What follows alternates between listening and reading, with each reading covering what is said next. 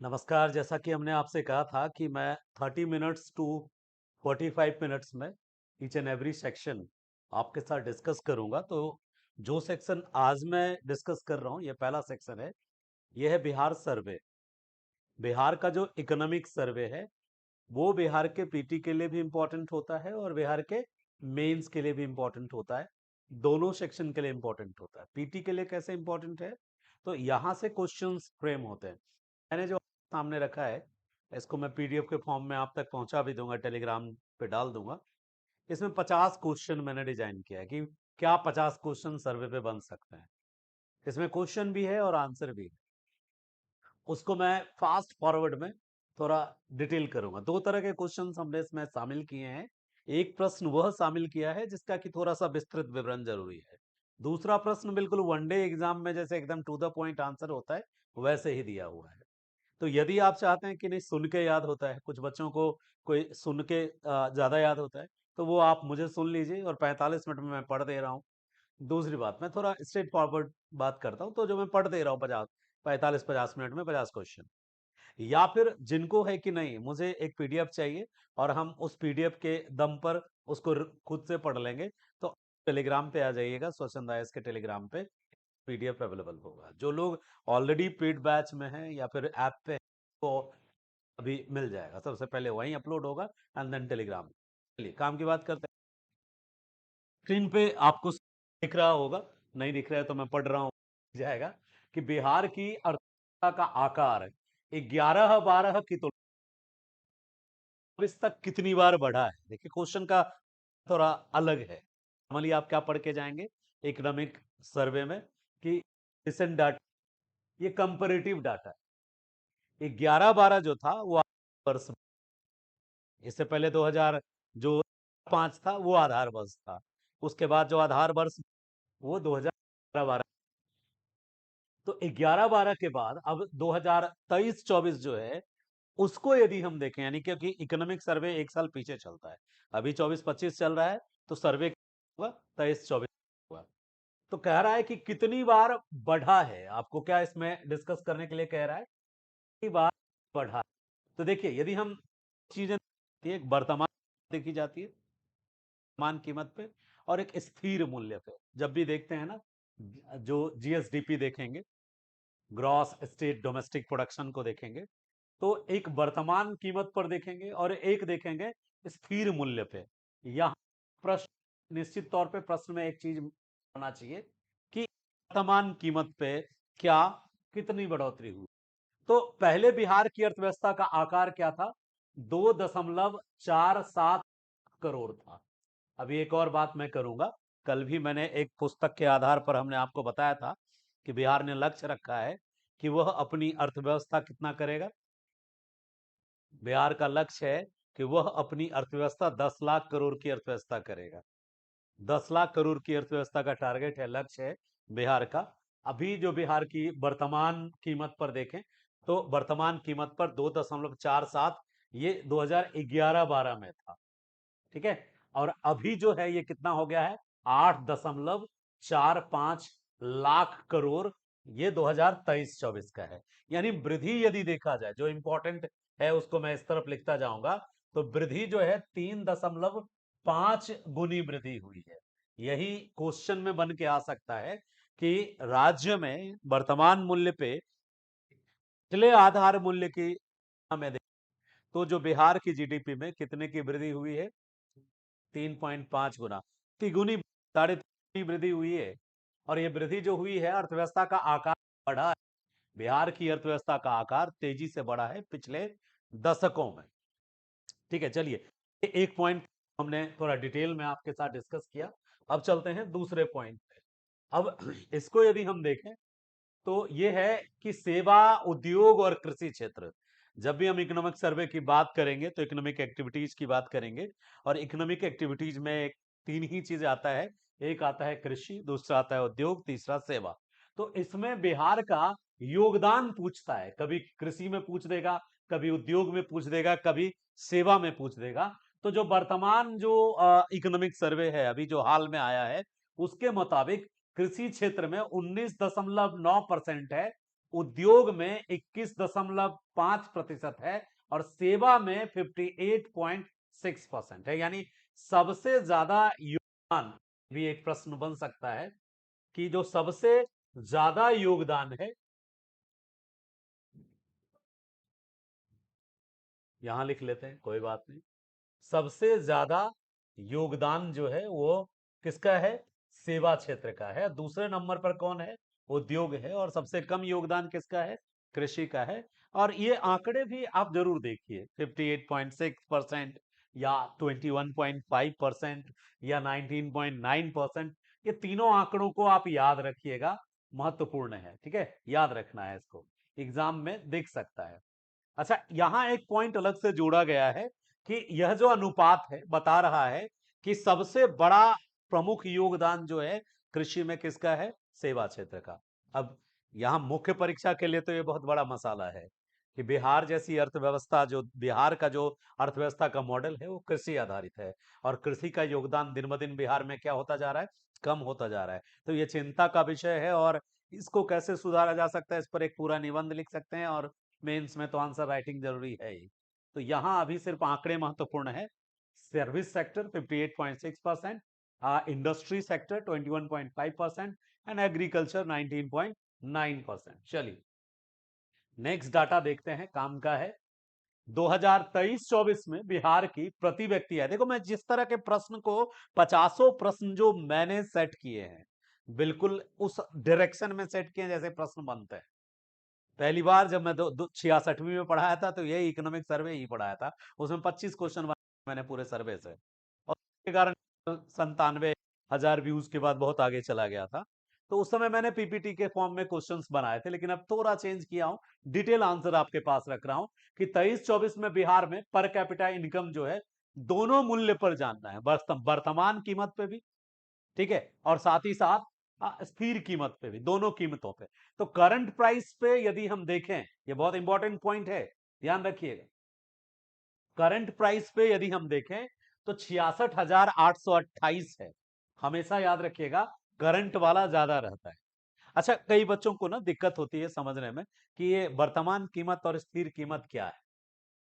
स्थिर कीमत आधार वर्ष के मुताबिक तय होता है, और वर्तमान कीमत उसमें आने वाले परिवर्तन के मुताबिक तय होता है। जैसे मान लीजिए कि एक व्यक्ति हैं, उनका नाम कुछ भी रख लेते हैं, एक एबीसी रख लेते हैं, ठीक है, प्रदीप ही रख लेते हैं। तो प्रदीप जी जो हैं एक बाइक खरीदे, बुलेट। कब खरीदे? 2011-12 में। तो 2011-12 में बुलेट का दाम क्या रहा होगा? कम रहा होगा। पहले 90,000 का बुलेट आता था, 80,000 का बुलेट आता था। लेकिन अभी यदि आप मार्केट में चले जाइए तो 1,25,000, 1.5 लाख, 1,25,000, 2 लाख चला गया। यानी बुलेट की प्राइस क्या हुई है? बढ़ी है। हर चीज की प्राइस बढ़ती जाती है समय के साथ। लेकिन एक वर्ष होता है जिसको आधार वर्ष मान लिया जाता है, और वहां से जो गणना की जाती है उसको कहते हैं क्या? स्थिर मूल्य। ठीक है। और जो वर्तमान में गणना की जाती है उसको क्या बोलते हैं? वर्तमान मूल्य। जैसे अभी बुलेट की प्राइस जो है, यदि 2 लाख चली गई तो ये बुलेट का क्या है? वर्तमान मूल्य है। लेकिन वही बुलेट है, सब कुछ वही है, लेकिन उसका मूल्य 10 साल पहले कितना था? 90,000। तो यदि किसी बुलेट की प्राइस 90,000 थी और उसकी प्राइस आज 2 लाख है, यानी 1,10,000 का क्या हुआ है? उसमें वृद्धि हुई है।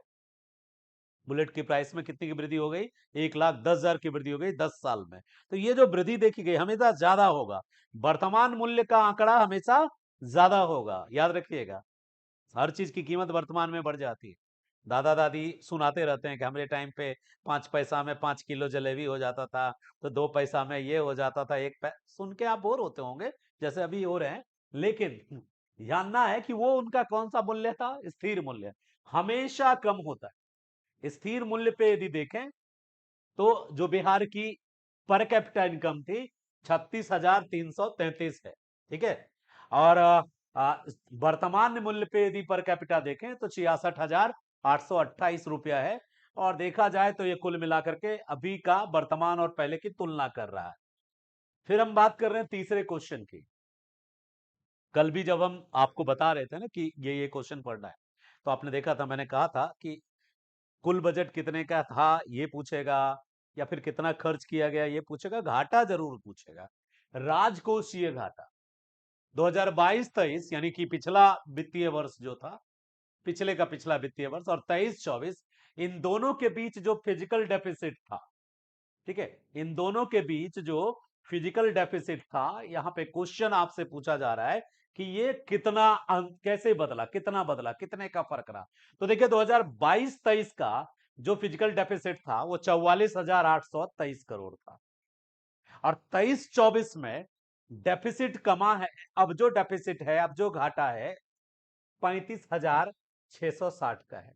कितने की कमी आई है देखिए, कमी भी देखना है कितने की आई, 44 और 35, 35 10 45, लगभग 10,000 करोड़ आपने क्या किया है, प्रॉफिट बनाया है, यानी ये 10,000 करोड़ आपने बैलेंस किया है, और आगे और घटने वाला है, यानी आपका घाटा कम होने वाला है।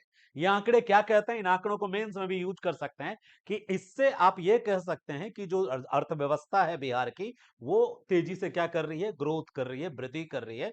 आपने अर्थव्यवस्था को देखा कि जो आपने 22-23 में आपको ज्यादा घाटा लगा था, घर से सरकार को कर्ज लेके 44,823 करोड़ इन्वेस्ट करना पड़ा था अपने सारी योजनाओं और प्लानिंग में, लेकिन इस बार उनको कम कर्ज लेना पड़ा, 35,660 करोड़, और उम्मीद है कि जो जो वर्ष चल रहा है ना अभी, वर्तमान वित्तीय वर्ष, इसमें ये घट के 29,000 करोड़ हो जाएगा, यानी कि घटेगा, याद रखिएगा ये आंकड़ा। जो 2022-23 था उसमें 44,000 करोड़ था, ठीक है, और जो 23-24 आया उसमें ये 35,000 करोड़ हो गया, और अभी जो वर्ष चल रहा है, अनुमान है, ये अनुमानित है, संभावना है कि ये 29 पे चला जाएगा, ये इसकी संभावना है, और ये 1,000 करोड़ है, ये क्या है, 1,000 करोड़। तो पहले घाटा ज्यादा था, राजकोषीय घाटा, और राजकोषीय घाटे में क्या आ रही है, निरंतर कमी आ रही है, घाटा कमना और मुनाफा बढ़ना, ये ज्यादा सकारात्मक संकेत है। तो बिहार की अर्थव्यवस्था में क्या आ रहा है, तेजी से वृद्धि हो रही है, बिहार की अर्थव्यवस्था, बिहार की आधारभूत संरचना बदल रही है, आप मेट्रो डेवलप कर रहे हैं, आप रोडवेज अच्छा डेवलप किए हैं, रेलवेज अच्छा डेवलप किए हैं, ब्रिजेस अच्छा बनाए हैं।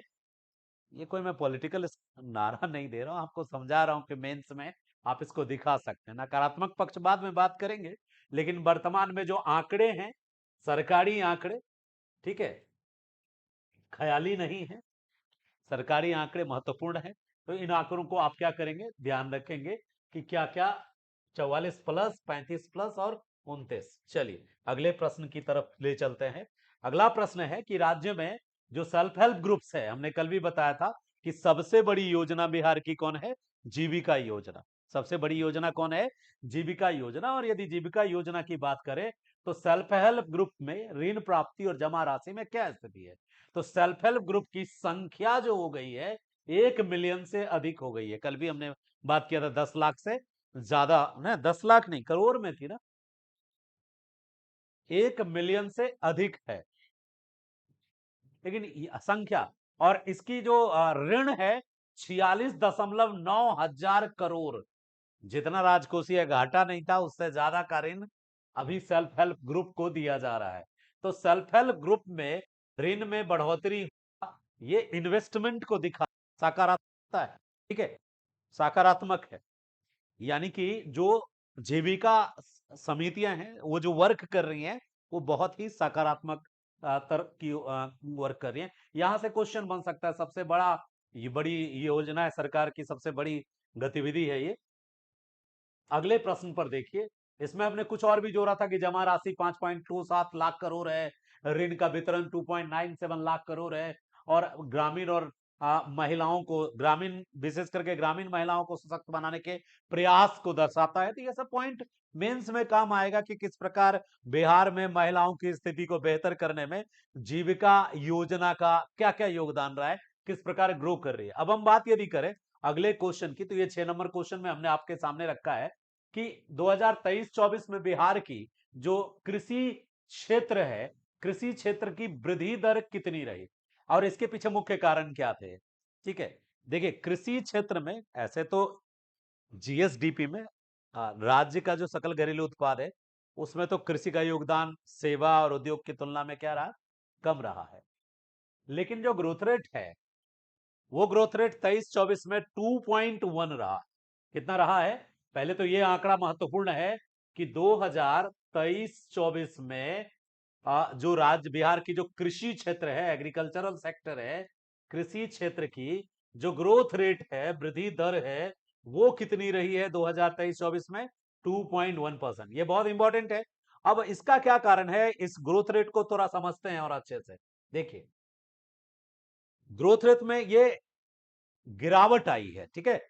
कृषि क्षेत्र में वृद्धि जितनी होनी चाहिए उतनी नहीं हुई है, स्थिर रही है। तो मानसून की अनियमितता के कारण खरीफ का उत्पादन पर असर पड़ा पिछले वर्ष, और सिंचाई सुविधाओं में आंशिक सुधार हुआ, जिसके कारण संतुलन बना रहा। इसके अलावा जो उच्च मूल्य वाली फसलें हैं जैसे फल सब्जी, उसका उत्पादन बढ़ा। यानी एक तरफ नुकसान था तो दूसरे तरफ से मैनेज हो गया, जिसके कारण स्थिर रहा। यदि क्वेश्चन आ जाए कि कृषि क्षेत्र में वृद्धि दर कमी या बढ़ी, तो स्थिर रही। क्या रही? स्थिर रही। हाँ, तो वृद्धि क्यों नहीं हुई? वृद्धि नहीं हुई मानसून की अनियमितता के कारण। फिर स्थिर क्यों रही, घटी क्यों नहीं? तो सिंचाई, हर खेत सिंचाई का जल, उस योजना ने असर किया। और हाँ, लॉस क्यों नहीं हुआ किसान को? क्योंकि किसानों ने कुछ फोकस किया ऐसे फल और सब्जियों के उत्पादन को, जिससे मैनेज हो गया। तो खैर, ये भी, इस पर सरकार ने बड़ी सफाई दी थी कृषि क्षेत्र को लेके। अब देखते हैं उद्योग क्षेत्र। देखिए, कुल मिलाकर के ना, जब हम सर्वे पढ़ते हैं तो उसमें कृषि, उद्योग, सेवा, इन क्षेत्रों पर, ऊर्जा, इन क्षेत्रों से प्रश्न बनता है। कल भी हम बात कर रहे थे। तो अब देखिए कि उद्योग क्षेत्र में 2023-24 में सबसे अधिक योगदान किसका रहा। हमने आंसर दिया है कि निर्माण क्षेत्र का रहा, कंस्ट्रक्शन क्षेत्र का योगदान सबसे ज्यादा रहा 2023-24 में। और आप यदि राज्य स्तर पर सर्वे करेंगे ना, राज्य स्तर पर देखेंगे, तो आपको पता चलेगा कि जो आधारभूत संरचनाएं हैं, जैसे मेट्रो का निर्माण हुआ, ब्रिज का निर्माण हुआ, जो फ्लाईओवर का निर्माण हुआ, कई सारी चीजों का निर्माण बड़े स्तर पर बिहार में हुआ है। तो कंस्ट्रक्शन का सबसे ज्यादा योगदान रहा उद्योग के क्षेत्र में, 9.8% का रहा। कारण क्या था? राज्य सरकार ने सड़क, पुल, भवन और मेट्रो, मेट्रो भी लिखिए, मेट्रो से भी क्वेश्चन जरूरी आएगा, ठीक है। मेट्रो हो गया, इस पर बहुत ज्यादा निवेश किया है। आप देखेंगे पटना में कई सारी चीजें, वो कौन सा पथ है, एक मरीन ड्राइव, पटना का जो गंगा जयप्रकाश गंगा पथ है, मेट्रो का निर्माण चल रहा है। कई प्रकार की संरचनात्मकता दिखेगी जो संरचना निर्माण है। इसके अलावा निजी परियोजना में कई सारे उद्योगों ने निवेश भी किया। अब पेप्सिको ने यदि बेगूसराय में इन्वेस्ट किया है, तो इतना लाख रुपया लगा, तो इंफ्रास्ट्रक्चर तो बनाया होगा ना। बिना इंफ्रास्ट्रक्चर का थोड़ी पेप्सिको खेत में जाके थोड़ी ना पेप्सी बनाएगा, तो इंफ्रास्ट्रक्चर तो डेवलप किया होगा। अगले क्वेश्चन पे बात करते हैं। 8 नंबर क्वेश्चन है, बिहार का जो क्रेडिट डिपॉजिट रेशियो है। देखिए, ये जो सीडीआर है, ध्यान से समझिएगा, बहुत इंपॉर्टेंट है। बिहार का जो सीडीआर है, यानी क्रेडिट डिपॉजिट रेशियो है, कितना रहा और इसका क्या इंपॉर्टेंस है। केंद्र सरकार भी इसके अकॉर्डिंग, आप केंद्र के पर्पज से भी पढ़ेंगे सीडीआर, राज्य का पहले पढ़ लीजिए। 23-24 में सीडीआर रहा 45.5%। इसका क्या मतलब हुआ? इसका मतलब हुआ कि बैंकों में जमा किए गए प्रत्येक 100 रुपया में से केवल 45.5 रुपया ही ऋण के रूप में राज्य में निवेश किए गए, ठीक है। बैंकों में जो डिपॉजिट होते, देखो नॉर्मली क्या होता है ना, कोई भी योजना जब सरकार लाती है, कोई भी निर्माण यदि सरकार करती है, तो निर्माण करने और योजना लाने में सरकार जो पूंजी लेती है, बैंकों से ऋण के रूप में लेती है। अभी चूंकि राजकोषीय घाटा आपने पहले ही पढ़ा कम है, कुल मिला के सरकार की जो आमदनी है जितनी है, चाहे जीएसटी के थ्रू हो या फिर एस जीएसटी, सीजीएसटी होता है, एस जीएसटी होता है, केंद्र से जो मिला हो, जो इनका अपना टैक्स कलेक्शन हो, कुछ ना कुछ बड़ा है पहले की तुलना में, जिसके कारण राज्य की जो अर्थव्यवस्था है पहले से बेहतर कंडीशन में है। यदि कम सीडी रेशियो का मीनिंग हुआ कि बैंकिंग क्षेत्र की निवेश क्षमता राज्य की आर्थिक आवश्यकताओं के अनुरूप पूरी तरह उपयोग में नहीं ली जा रही। नेगेटिव पॉइंट है, इसको जानना होगा कि यदि बैंक में भी वो पैसा जमा होता है, वो यदि इन्वेस्ट हो पूरा का पूरा, तो वो अच्छे ग्रोथ को दिखाता है। लेकिन सरकार ने मात्र क्या किया है, 45.5% ही बैंक से फाइनेंशियल पैसा उठाया है। इसका मतलब बैंक के पास जो फालतू पड़ा रहा पैसा, उसमें ग्रोथ नहीं मिला बैंक को, उस तरह से राज्य का सपोर्ट नहीं मिला। तो कुल मिला के बैंकिंग क्षमता जो है उसका पूरा उपयोग नहीं किया है बिहार, क्योंकि बिहार का सीडीआर कम है। बिहार का सीडीआर क्या है? कम है। ठीक है, 100 रुपया बैंक देने के लिए तैयार था, लेकिन बिहार ने लिया कितना? 45.5 रुपया। यदि बिहार कम ले रहा है लोन, तो इसका मतलब है कि बिहार बैंक के पैसे को कम इन्वेस्ट कर रहा है। तो सीडीआर भी जानिएगा, थोड़ा सा सर्वे बोरिंग होता है, लेकिन सर्वे से कुछ क्वेश्चंस हूबहू आने के चांसेस। ठीक है, जैसे राज्य की साक्षरता दर में हाल के वर्षों में क्या सुधार हुआ? बहुत इंपॉर्टेंट क्वेश्चन है। राज्य की साक्षरता दर में हाल के वर्षों में क्या सुधार हुआ? पहली बात, 2011 की जनगणना यदि देखें तो 61.8 ये थी आपकी राज्य की साक्षरता। पुरुष और महिला नहीं देखना है, ओवरऑल देखना है। सबसे जो साक्षरता में गिरे हुए थे 2011 की जनगणना में, सबसे कम साक्षरता किस राज्य की थी? अपने ही राज्य की थी, 61.8%। जहां गोवा दावा कर रहा है 100% का, त्रिपुरा दावा कर रहा है 100% का, केरला पहले से 100% की कैटेगरी में है, मेघालय भी आगे निकल गया ना, मेघालय भी 100% पे है। तो जो 90 का 95 का जो भी रेशियो पार करता है, वो बिहार 2023 में 70 पर पहुंचा है लगभग, ये भी अनुमानित है। यानी ग्रोथ यहां भी हुआ है, लगभग 10% की साक्षरता दर की वृद्धि देखी गई है। बिहार में साक्षरता दर में कितने प्रतिशत की वृद्धि देखी गई है? लगभग 10% की। और इसका कारण क्या है? जो मुख्यमंत्री बालिका साइकिल योजना है और जो पोशाक योजना है, और इससे क्या हुआ है? नामांकन बढ़ा है। ठीक है, एक और योजना है ना, प्रोत्साहन योजना है, मैट्रिक में प्रोत्साहन, इंटर में प्रोत्साहन, ग्रेजुएशन में प्रोत्साहन। तो जो प्रोत्साहन योजना है, इनसे भी शिक्षा के स्तर में बढ़ोतरी हुई है, प्राइमरी स्कूल पे एडमिशन में वृद्धि हुई है इन योजनाओं के कारण। फिर भी महिला साक्षरता दर बिहार में काफी कम है, यह चिंता का विषय है। क्वेश्चन है कि राज्य के जीएसडीपी में सबसे तेजी से बढ़ने वाला क्षेत्र कौन सा है? देखिए, आपने अभी सेवा क्षेत्र तो पढ़ा था, लेकिन सेवा में भी कैटेगराइज करके देखिए कि कौन सा क्षेत्र जीएसडीपी में सबसे ज्यादा बढ़ा है। सेवा कितना था? 58% ना, 58% सेवा क्षेत्र में वृद्धि थी। तो अब यहां पे आप देखिए कि सूचना और प्रौद्योगिकी की जो क्षेत्र है, आईटी सेक्टर, ये सेंट्रल लेवल में भी यही है। आईटी सेक्टर में 13% की वृद्धि हुई। कारण क्या है? इंटरनेट पे पढ़ रहे हैं आप, इंटरनेट दिन भर चलाते हैं आप, तो इंटरनेट और मोबाइल कनेक्टिविटी में अब 5G की जगह कौन ले रहा है? 6G ले रहा है। तो इसके कारण डिजिटल सेवा भी अब घर घर पहुंचा है। आजकल करेंसी से ज्यादा लोग फोन पे, गूगल पे, पेटीएम, यूपीआई पेमेंट पे फोकस कर रहे हैं। तो इसका असर हुआ है कि जो हम कम्युनिकेशन और आईटी सेक्टर है, उसका रोल बढ़ा है। कम्युनिकेशन एंड आईटी सेक्टर का रोल बढ़ा है। तो ये कभी क्वेश्चन यदि बन के आता है, तो आप जरूर इसमें आंसर देंगे। ठीक है, चलिए अगले क्वेश्चन पे बात करें। अगला क्वेश्चन है, ये बहुत इंपॉर्टेंट क्वेश्चन है। इस तरह के प्रश्नों का बीपीएससी ज्यादा आरती उतारती। बिजली की खपत कई बार पूछ चुका है, बिजली की खपत पे क्वेश्चन कई बार पूछा है। तो यहां पे यदि हम देखें, बिहार में प्रति व्यक्ति बिजली खपत, बिहार में प्रति व्यक्ति बिजली खपत कितना है बताएं? प्रति व्यक्ति बिजली खपत जो है वो 401 यूनिट है, किलोवाट घंटा।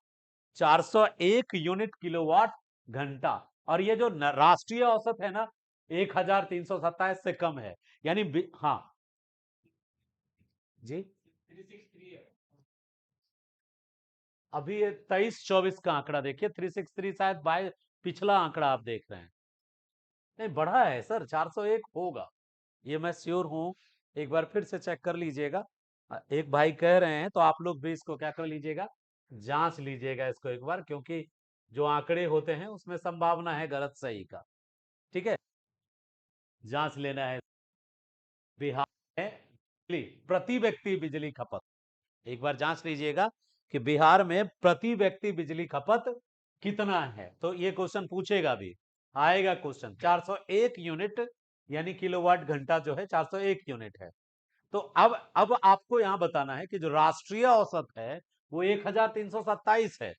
राष्ट्रीय औसत जो है वो 1327 है। ठीक है, थोड़ा मैं अभी साइलेंट कर देता हूं क्लास में। तो प्रति व्यक्ति जो खपत है 401 यूनिट है और राष्ट्रीय औसत जो है वो 1327 किलोवाट से भी काफी कम है। अब यदि हम बिजली खपत की बात करें तो इस पे कितना है, नहीं देखा आपने? नहीं, गूगल कर लेना चाहिए, तो फट से कर लीजिए चेक, यदि कोई कंफ्यूजन हो। सब लोगों को कह रहा हूं कि आप जैसे ही कहीं कोई डाउट हो, क्रॉस चेक बहुत जरूरी होता है, चाहे कोई भी हो, क्योंकि डाटा जो है ये सब कलेक्ट करते हैं जैसे तैसे, तो हो सकता है कि कुछ गड़बड़ हो। बट सर्वे में जाके देखेंगे तो मिलेगा आपको, ऊर्जा वाला चैप्टर में बिजली की खपत वो पूछेगा, तो आपको पता होना चाहिए। चलिए आगे चलते हैं, प्रश्नों की संख्या ज्यादा है, तो हमें बिल्कुल भी सावधानी से आगे बढ़ना है, तेजी से आगे बढ़ना है। बिहार की राजस्व प्राप्ति में जीएसटी का योगदान, ये भी महत्वपूर्ण। इस बार ना सबसे महत्वपूर्ण ये है इस पीडीएफ का, क्रॉस चेक तो कर लीजिएगा आप, लेकिन इसमें जो क्वेश्चन का कलेक्शन है ना, to the of the question है, जो डिमांड ऑफ द बीपीएससी आप कही। कोई बात नहीं, देख लीजिएगा, हम भी कहीं से कलेक्ट किए हैं, हो सकता है रिसेंट पूछ रहा हो। ठीक है, कलेक्ट करेक्ट कर लीजिएगा। बिजली, एक भाई कह रहे हैं कि 363 किलोवाट है, तो 363 ये यूनिट है। ठीक है, देख लीजिएगा कि दोनों में से कौन सही है, 401 या 363। ठीक है, दो स्रोतों से है, तो जानकारी मेनली ना जो बिहार सरकार का अपना जो सर्वे वाला चैप्टर है, हाँ नहीं देख लीजिएगा। चलिए, वो किलोवाट घंटा यूनिट ही होता है। बिहार के राजस्व की प्राप्ति में जीएसटी का योगदान कितना है? ठीक है, जीएसटी का योगदान कितना है? लगभग 48%। ठीक है, 23-24 में जीएसटी का जो योगदान है राजस्व प्राप्ति का 48% है। याद रखिएगा, ये एक महत्वपूर्ण क्वेश्चन ये भी है कि जीएसटी राज्य सबसे प्रत्यक्ष कर है, डायरेक्ट टैक्स है सबसे बड़ा, और इसे बढ़ाने के लिए आधार टैक्स का विस्तार कर रही है सरकार। तो कुल मिला के याद रखिएगा, ये ऐसे भी बिहार सरकार ने जब से शराबबंदी की है तो राजस्व में काफी भारी गिरावट देखी गई थी, तो सरकार उसको कहीं ना कहीं से मदद मिल रही है कि जीएसटी उसके लिए महत्वपूर्ण हो गई है सरकार के लिए। अब हम एक और बात कर ले, यहाँ पे एक क्वेश्चन इसी पेज में आ गया है, तो इसको देख लेते हैं। क्वेश्चन क्या है? महिला स्वयं समूह जो एसएचजी है, उसको 23-24 में कितनी राशि वितरित की गई? अभी अभी तुरंत इस पे हमने बात किया था कि कुल राशि वितरण जो है वो 46,900 करोड़ है। याद रखिएगा, 46,900 करोड़ की ऋण राशि वितरित की गई महिलाओं की आर्थिक स्वायत्ता में वृद्धि करने के लिए, ग्रामीण अर्थव्यवस्था में प्रवाह लाने के लिए। आंकड़े चेक कर लीजिएगा, 46 लाख, हाँ 46,900 करोड़, 46 लाख है। पिछले बार यदि देखें तो एक बार देखते जाइएगा। ठीक है, 46,900 करोड़ है या 46,900 करोड़ है, पिछले फर्स्ट वाला स्लाइड में हमने इस पे बात की थी। अगले प्रश्न की ओर देख लेते हैं। ठीक है, आंकड़ों में कभी कभी तकनीकी चीजें, यदि कुछ भी गड़बड़ हो क्रॉस चेक करते जाइएगा। हम क्वेश्चन दिखा रहे हैं कौन आ सकता है, आपका काम है कि उसको अपने से भी एक बार क्या करें, तैयार करें, ब्लाइंड फेथ नहीं करना है। राज्य के स्वास्थ्य क्षेत्र में 23-24 की प्रमुख उपलब्धि क्या रही? राज्य के स्वास्थ्य क्षेत्र में मुख्यमंत्री निश्चय स्वास्थ्य योजना के तहत 1.5 करोड़ से अधिक लाभार्थियों का मुफ्त इलाज हुआ। और स्वास्थ्य क्षेत्र में सरकार दावा की है कि हमारे यहाँ पे मातृ और शिशु मृत्यु दर में कमी आई है। बहुत एकदम कंसाइज मटेरियल है, बस इसमें करेक्शन एक बार क्रॉस चेक करके देख लेंगे तो उसके बाद फिर दिक्कत नहीं है। तो मातृ और शिशु मृत्यु दर में क्या आई है? कमी आई है। ठीक है, चलो अगले मैटर पे बात करते हैं। 2024-25 के बजट में किस क्षेत्र को सबसे अधिक आवंटन किया गया? इस तरह के प्रश्न भी पूछती है बीपीएससी कि 24-25 का जो बजट, नया वाला जो बजट आया है, ये क्वेश्चन बजट का आ गया है, इसमें देख लीजिए कि किस क्षेत्र को सबसे अधिक आवंटन किया गया है। तो आंसर क्या है? शिक्षा क्षेत्र। ये इंपॉर्टेंट क्वेश्चन है। कुल बजट का लगभग 20% इस बार के बजट में शिक्षा क्षेत्र पर फोकस किया गया, ताकि प्राथमिक शिक्षा, तकनीकी शिक्षा और डिजिटल शिक्षा संरचना पर फोकस किया जा सके। ऐसे भी उन्नयन बा का चला था, तो विद्यालयों में स्क्रीन लगाए गए थे। अब कई विद्यालयों में डिजिटल को बहुत कुछ सिखाने के लिए टेक्नोलॉजी दिया जा रहा है सरकार की तरफ से। 23-24 में बिहार की औसत मुद्रास्फीति कितनी रही? इन्फ्लेशन रेट बहुत इंपॉर्टेंट है, और ध्यान से देखिए स्क्रीन पर इस डाटा को। 23-24 में बिहार की जो एवरेज इन्फ्लेशन रेट रहा, औसत मुद्रास्फीति रही, वो रही 6.2%। कितनी रही? 6.2%। खाद्य वस्तुओं की कीमत में वृद्धि जो हुई वही कहलाती है मुद्रास्फीति। जो भी खाद्य नहीं, किसी भी वस्तु के मूल्य में यदि वृद्धि जो हो रही है वो इन्फ्लेशन से रिलेटेड है, कितनी बढ़ रही है। ठीक है, तो वो एक अलग कॉन्सेप्ट है इकोनॉमी का, जब इसमें पढ़ेंगे कि क्या परचेजिंग पावर क्या होता है और लिक्विडिटी फ्लो क्या होती है, तो वो टेक्निकल टर्मिनोलॉजी में हम अलग से डिस्कस करेंगे। तो खाद्य वस्तुओं की कीमतों में वृद्धि हुई है और ईंधन और परिवहन लागत में बढ़ोतरी हुई है, और इसके लिए सरकार जो है सप्लाई और जो स्टोरेज है उस कैपेसिटी को बढ़ा रही है। मुद्रास्फीति का रेट जो है 6.2। आप इसको महंगाई समझ सकते हैं कि 6.2 रही है। अगले प्रश्न पे बात करते हैं कि बिहार का निर्यात जो रहा 23-24 में कितना रहा। ट्रेड, एक चैप्टर मिलेगा इकोनॉमिक सर्वे में जिसका नाम होगा ट्रेड। तो यदि बिहार का निर्यात पूछ रहा है आपसे कि बिहार का निर्यात 2023-24 में क्या रहा, देखिए टोटल रहा 15,300 करोड़ का। कितना निर्यात रहा? 15,300 करोड़ का निर्यात रहा। फिर एक क्वेश्चन ये भी बन जाता है कि ठीक है, निर्यात 15,300 करोड़ का रहा, कौन कौन से मुख्य उत्पाद हैं जो इसका बिहार ने निर्यात किया है?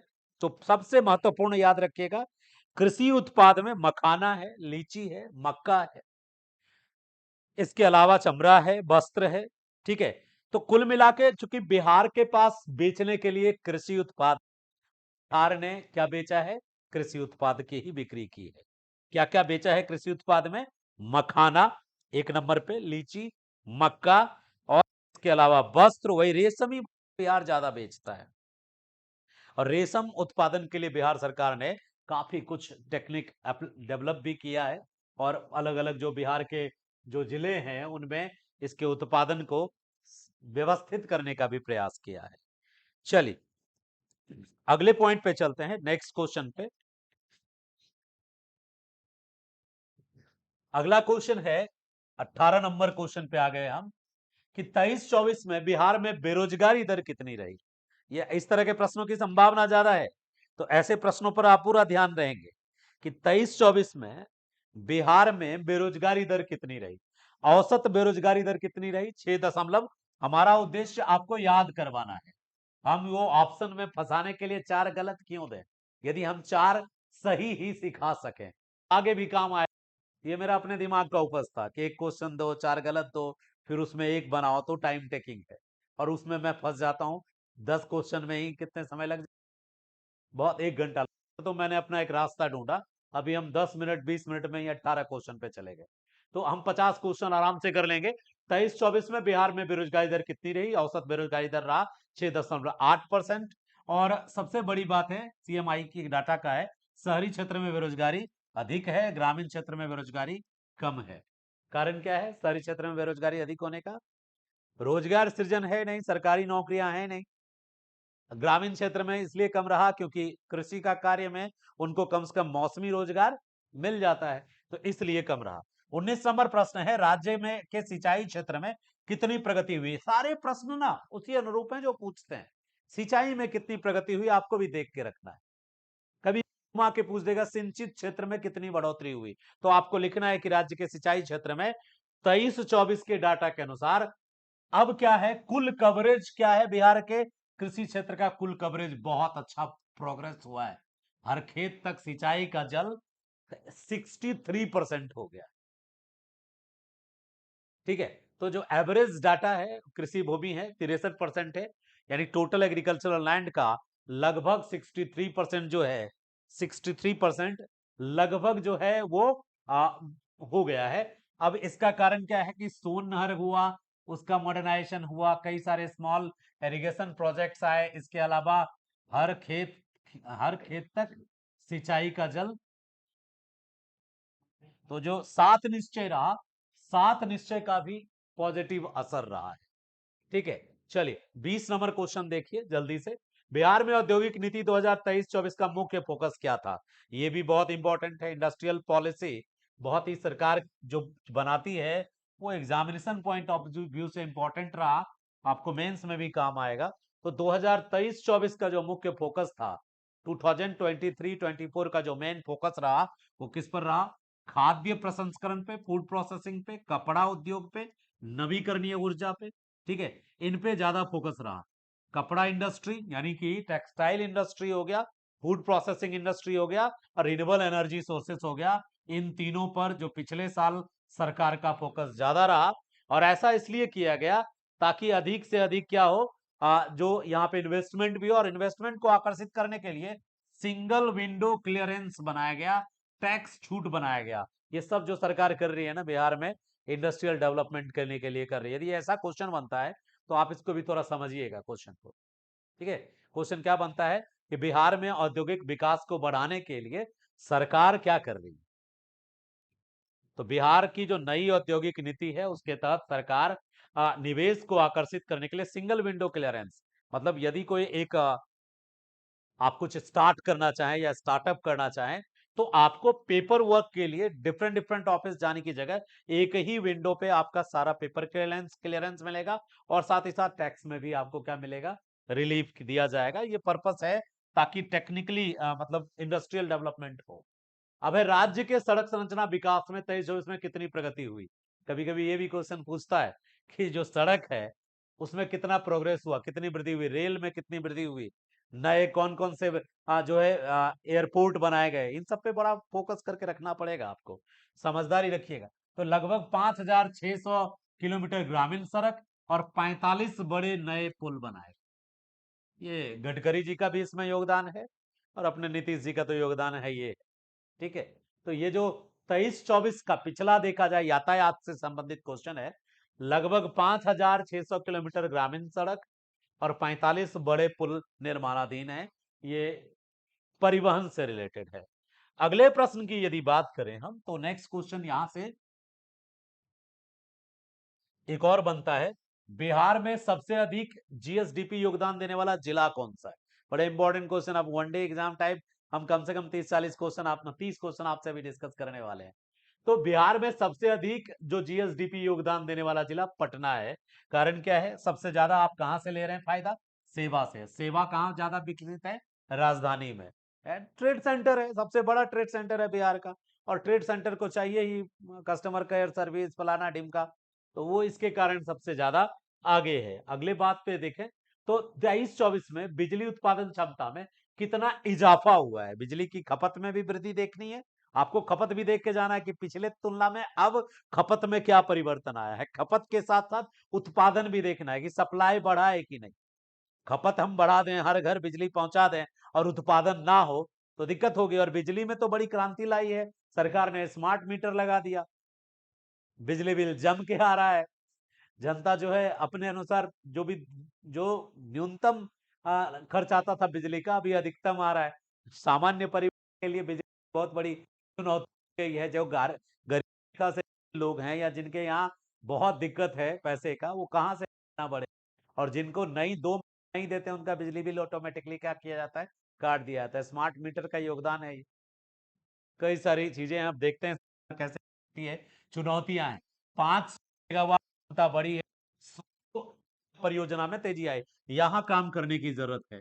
कहां पे सोलर पैनल लगाए हैं, सोलर प्लांट लगाएंगे हाँ, कहां पे, लखीसराय का बना रहा है, दरभंगा।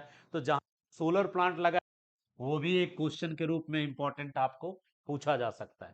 अब राज्य के कर राजस्व का सबसे बड़ा स्रोत कौन है। अभी जस्ट हम था, सबसे ज्यादा जो रेवेन्यू कलेक्शन हो रहा है वो कहां से हो रहा है, जीएसटी से हो रहा है। 48% कहां से ला रहे हैं आप, जीएसटी से। हाँ, दोनों है, दोनों इसमें। एक और बात है, पहले आप ना जो शराब से बहुत ज्यादा अर्न करते थे, अब वो बंद हो गया, दूसरा सहारा यही है। चलिए आगे ले चले हम। अगले प्रश्न पे यदि फोकस करें, आपको दिख रहा है ना स्क्रीन पे। चलिए नेक्स्ट, 2023-24 में प्रति व्यक्ति जीएसडीपी राष्ट्रीय औसत के मुकाबले कितना है। प्रति व्यक्ति देखा है, गलत, जीएसटीपी नहीं होके यहाँ क्या होगा, ये वो अभी जस्ट हम बात कर रहे थे ना, पर कैपिटा इनकम। ठीक है, प्रति व्यक्ति होगा राष्ट्रीय औसत के मुकाबले। तो यदि प्रति व्यक्ति आय देखें तो अभी जस्ट हमने बात किया था ना, वर्तमान मूल्य पे 66,000, 828। और राष्ट्रीय औसत क्या है? नेशनल लोग 72,000 कमा रहे हैं पर कैपिटा, ठीक है, एनुअली। और हमारे यहाँ पे क्या है? आधे से भी कम है, ठीक है। हम लोग जो है दूसरे मतलब नेशनल लेवल पे देखें तो उसकी तुलना में हम आधा से भी कम कमाते हैं बिहार के लोग। हाँ, पहले हमारा दिल बड़ा है लोगों का, थोड़ा कम कमाते हैं लेकिन अच्छे से जीते हैं। आगे चलिए, अगले पॉइंट पे बात करते हैं। नेक्स्ट है कि महिला श्रम बल भागीदारी दर, फीमेल LFPR, बहुत इंपॉर्टेंट है, ठीक है। हमारे यहाँ पे महिला श्रम बल भागीदारी 9% है, जो राष्ट्रीय औसत से बहुत कम है। मन में सर राष्ट्रीय औसत, राष्ट्रीय औसत कितना है? इसमें पॉइंट कम है, आपको जानना पड़ेगा। ये बहुत इंपॉर्टेंट पॉइंट है। LFPR, लेबर में फीमेल का जो पार्टिसिपेशन रेट है, female participation rate in labour. देखो बिहार में ना, हम ऐसे समाज से आते हैं जहां जो स्त्री काम करे और पुरुष खाए, ये जो है हमारी सामाजिक संस्कृति में थोड़ा विरोधाभास पैदा करती है। अभी हाल में एक हत्याकांड हुआ था जिसमें एक पिता ने हरियाणा में एक बेटी की को गोली मार दिया था, राधिका नाम था उसका। तो फिर उसमें एक ऐसा न्यूज आया था कि उसको लोग ताना मार रहे थे कि बेटी की कमाई खाता है, इसलिए उसने मार दिया। हालांकि इस ये लोगों का कहना है, आरोप है, इस तरह का चर्चा में था, लेकिन रियल और ही मुझे जानकारी, ये कहना चाहता हूँ हरियाणा में भी उस तरह का माहौल है सोसाइटी में आज, ये इस स्टेट पता चलता है। बिहार में तो होता है मऊगी के कमाए खाए से टाइप जो है, जो लिटरेसी लो, वहां ये चीजें मैटर करता है। लिटरेसी थोड़ी बढ़ेगी ना, थोड़ी बढ़ेगी तो ये मौगा वाला जो कॉन्सेप्ट है हो जाएगा। अभी नहीं चाहिए, पढ़े लिखे हैं उनकी भी, उनका भी योगदान होना चाहिए, आपका भी योगदान होना चाहिए, और आपके सामाजिक प्रतिष्ठा भी बनी रहे, मार्ग आना चाहिए। तो वर्तमान में बिहार सरकार ने महिलाओं को बड़ा सहयोग दिया है, शिक्षा में भी है। कितना है राष्ट्रीय औसत, कितना है? नेशनल नहीं, पहले आप नेशनल देख लीजिए, नेशनल LFPR लिखिए, देन बिहार LF, ठीक है, लीजिए, नहीं इसमें चेक करिए, आप चेक करिएगा आप लोग भी कि जो LFR है बिहार में वो कितना है। इकोनॉमिक सर्वे में बिहार सरकार ने दिखाया होगा, ठीक है। क्या चेक किया आपने? जल्दी जल्दी बता दीजिए ताकि हमें भी दिक्कत ना हो सकता है डाटा LFPR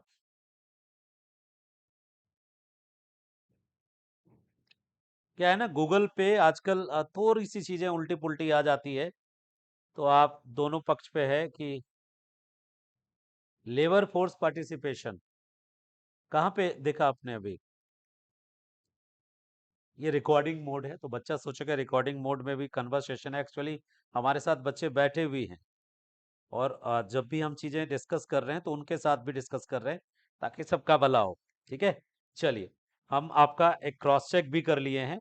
2024-25 में ओवरऑल जो बिहार का जो LFPR है, सही कहा इन्होंने, और नेशनल 56% है, और बिहार का अभी जो है 43.4% है। सही कहा आपने, ठीक है। तो थोड़ा करेक्शन की जरूरत है इसमें, टाइपिंग एरर हो चुका है। हाँ, नहीं हमने ढूंढ लिया, अब बिल्कुल एकदम आप चुप हो जाइए, आप लेट हैं ढूंढने में ठीक है, तो हमने ढूंढ लिया साहब, एकदम करेक्ट, जो मेन जो PDF है वही ओपन किया है, और उसके मुताबिक जो नेशनल एवरेज है था पिछले साल का, पिछले साल 56%, और नेशनल एवरेज कितना था? 56%, 56.0 यानी 56%।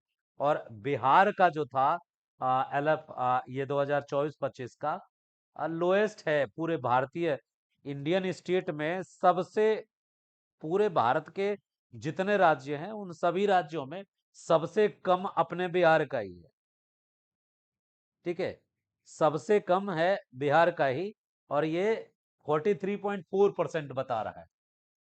देखिए आंकड़ों में ना अलग अलग किताब, अलग अलग कोचिंग, अलग अलग, अब जैसे ये 9 छप गया टाइपिंग का, अब यदि इस पे नहीं डिस्कस होता तो बच्चा 9 ही देखने लगता।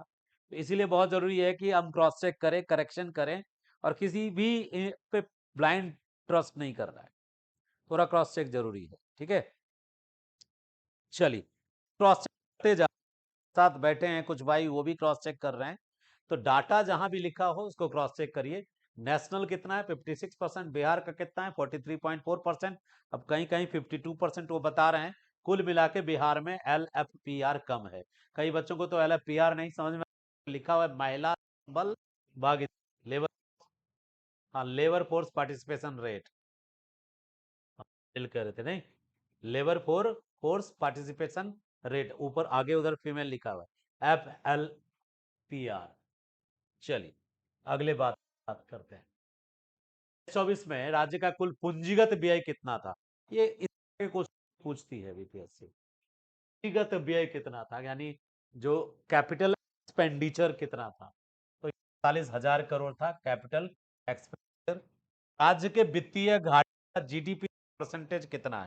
ये क्वेश्चन भी बनता है 23-24 में, 3% था। कृषि में फसल विविधीकरण नीति क्या है?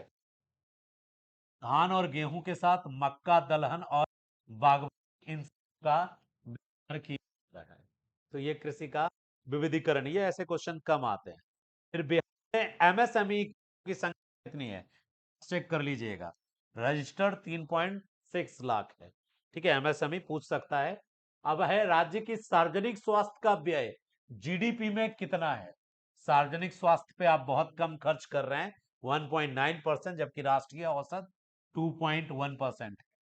ठीक है, राज्य की प्रति व्यक्ति कर संग्रह कितना है? तो कर संग्रह 5,950 प्रति व्यक्ति कर संग्रह है। 2023-24 में प्राथमिक शिक्षा कितना व्यय हुआ? 18,500 करोड़ व्यय हुआ। इंपॉर्टेंट है। में शहरी की दर कितनी है? ये भी पूछ सकता है। भारत में सबसे कम है, का शहरीकरण है। और 23-24 में राज्य के राजस्व घाटे का स्तर क्या था? तो 11,200 करोड़ था राजस्व घाटा 23-24 में। और फिर है बिहार में औसत कृषि भूमि जोत का आकार क्या है? ये इंपॉर्टेंट, इसको क्रॉस चेक कर लेना है, रिवीजन भी हो जाएगा। ये बहुत इंपॉर्टेंट है, औसत कृषि भूमि जोत का आकार, कई बार क्वेश्चन है। 0.39 हेक्टेयर देश में सबसे छोटा जोतों का आकार है। क्यों है? संख्या ज्यादा बढ़ और बंटवारा के हो रहा है।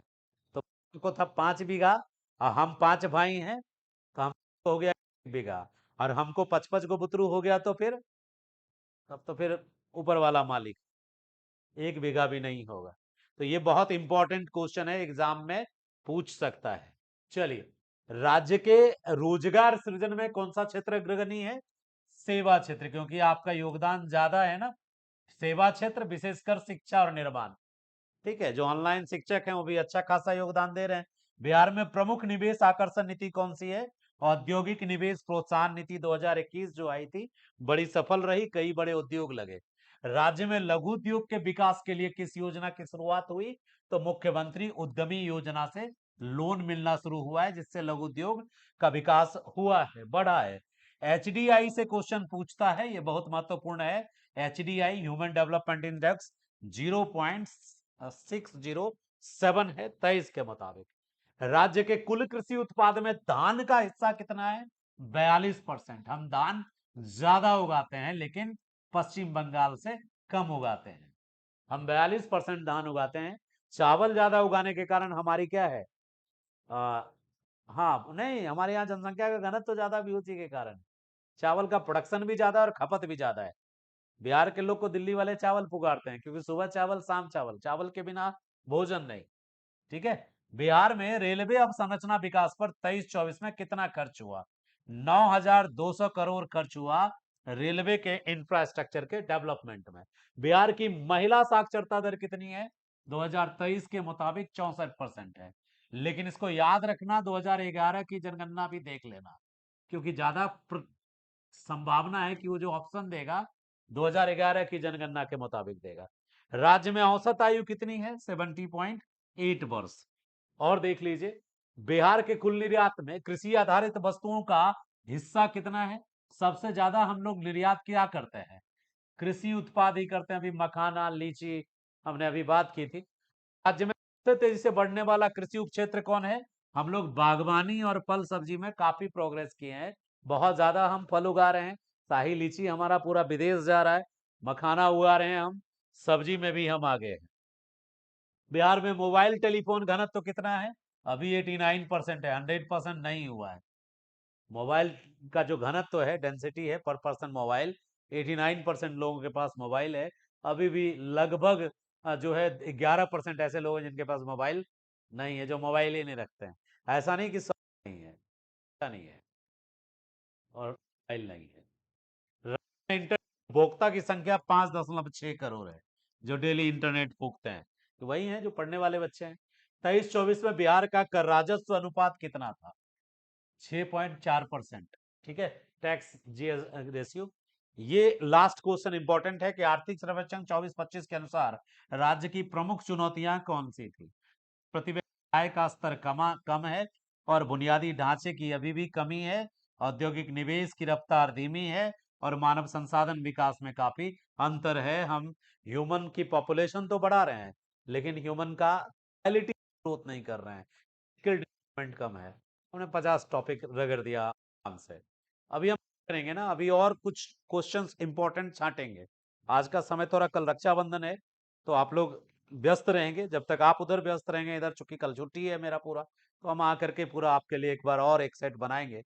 जिस तरह से हमने अभी कुछ आपका ध्यान खींचा किसकी तरफ, सर्वे की तरफ, इसी तरह से बजट अभी और लाएंगे। और सर्वे मिला के लगभग 100 क्वेश्चन लेके हम फिर डिस्कस करेंगे। और बहुत कम समय में ज्यादा ज्यादा पॉइंट्स हम एक्सप्लेन करेंगे। बट हाँ, क्रॉस चेक जारी रखिएगा आप सब। और साथ ही साथ जिस पे हम स्टार कहें, उसको 2 बार 3 बार आप रिवाइज करते जाइएगा। मुझे पूरा भरोसा है कि आपको वो क्वेश्चन एग्जाम में दिखेगा। Thank you so much. अपना ख्याल रखिए। हैप्पी रक्षाबंधन। शुभकामना आप सभी को। चलिए, धन्यवाद।